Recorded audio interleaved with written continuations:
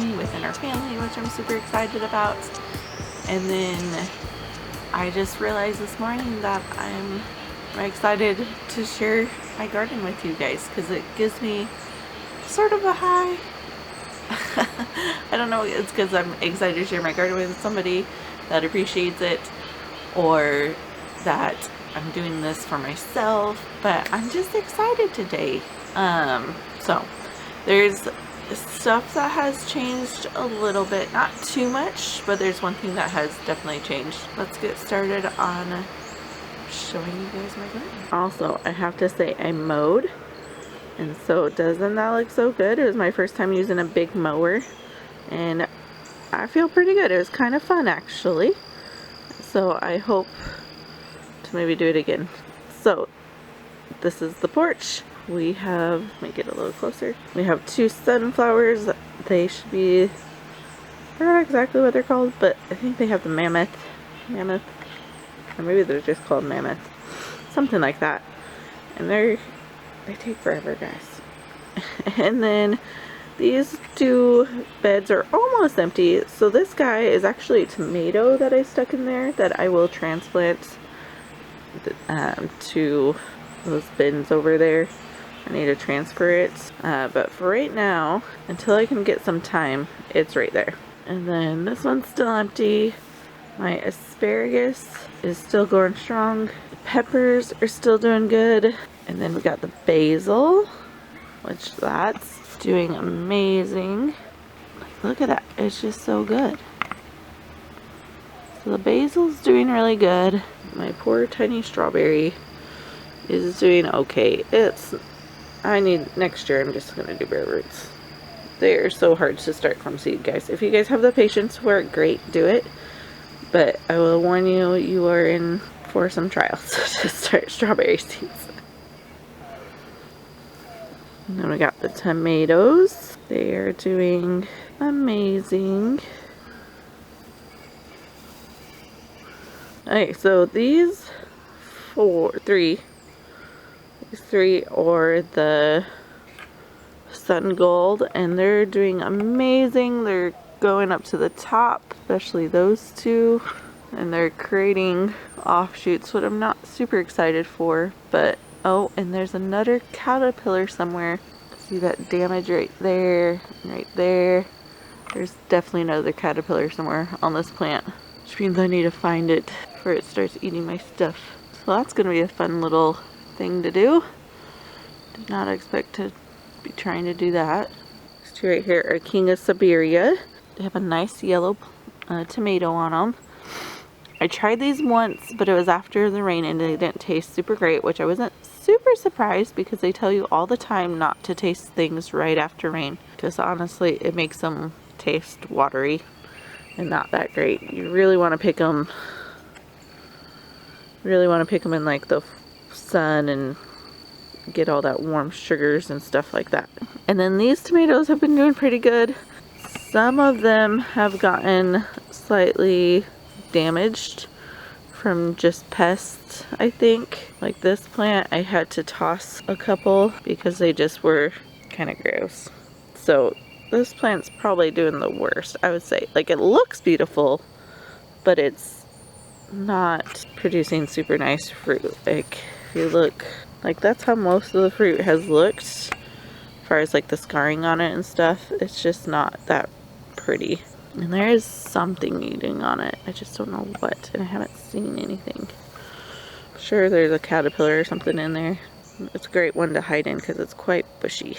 They are doing pretty good. I put in some crushed up Tums, and that seems to be helping with my bottom rotting or blossom end rot. It still is doing it a little bit. I probably need to put some more in, but it has been helping.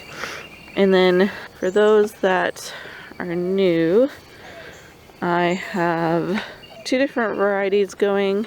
I have the Martinez Roma, and then I have the Borges variety. And the Borges variety, I will tell you, it has been tending to split.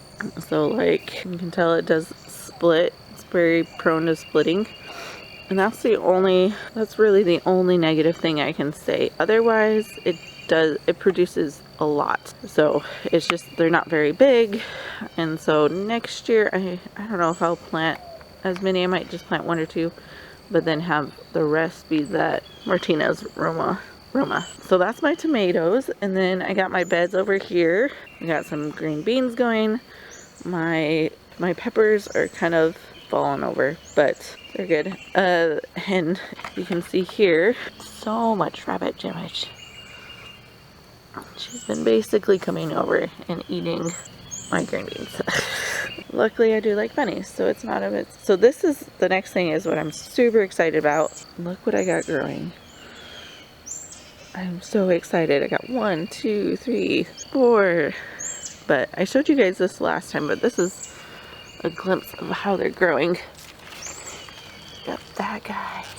Like, they're going to town. I'm so excited for it because I didn't get any last year and they're looking awesome. So I'm super excited. And these ones are on the smaller side too as well, and they're a French variety. Real quick, I forgot to put this as I was doing the tour, so this is why it's a little off. But what I use to wrap these is cheesecloth, and you can buy it at Walmart or wherever, but you want something as your melons start to get bigger, kind of brace it so that way it doesn't pull on the stem and break off. But then also it's a really great deterrent, so if you have any like deer or anything in your area, they're not going to be able to get to it as easy. So having something like cheesecloth or whatever where it's still breathable, but it can kind of protect your plant and make it a little easier on it. So that's my little tip for any kind of melon. I think it was like 3 years ago I had a melon on here and I came out and it was gone. So learned the hard way, but you definitely want something on there. And then I got my green peppers. They're going, they're not all green. I picked one from the lipstick and I actually really liked it. Last year I did a red one and it just wasn't sweet enough. It was made for roasting, and you could tell from the taste because it was very smoky and just, it didn't have the flavor that I was hoping. But the lipstick was really good for me. And then I got some Ozark Giants and Etudas. They are starting to turn some yellow. The Ozark Giants are supposed to be a green, but if you keep them on the vine, they will turn orange or yellow. So it's very, very exciting. My zinnias I think they're done pretty much. And then I got all these green beans starting to come back, so I'm super excited about that. My tomatillos are going. This one's crazy. And then I gotta show you guys this. Behold, sweet and sour gherkins. It's taking over. Like, look at this. That is crazy. It's insane to me how wild some plants can be, but this is crazy. It's taken over the whole thing. It's drowning out my cucumbers, which they weren't really producing anyways, but, and then let me give you guys this view. Like, it looks really pretty. Like on this side it doesn't look as wild, except for when you go up there. But it's so pretty. Oh, look at that light hitting it, just so, ugh. And then we're back around to the green beans that I just showed. Okay, so that wraps up the garden tour. I hope you learned something, and I gotta share my excitement with you. So if there's something you're super excited about growing this year, let me know, because I'm always interested in seeing what other people are growing, and see if maybe, hey, I want to grow that too, because it's fun to buy seeds. I don't know if my husband would quite agree sometimes with how much seeds I have for how little space I have, but I told him, I was like, I'm just trying to find the perfect thing, like the perfect melon to grow, I found the green bean. The Kalima beans are amazing. So I'm like, I'm trying to find my gonna be go-to plants, which takes a while to sift through. A better way to do it is find a seed buddy and trade seeds than buy just a whole packet. But anyways, I hope everybody has a great day. I'm excited for my day. If there's something that you're also excited about for your day, let me know. I'm excited to share joy with people. Really fun to uplift and share joy with each other, because there's way too much tearing down in the world. So anyways, I hope everybody has a great day.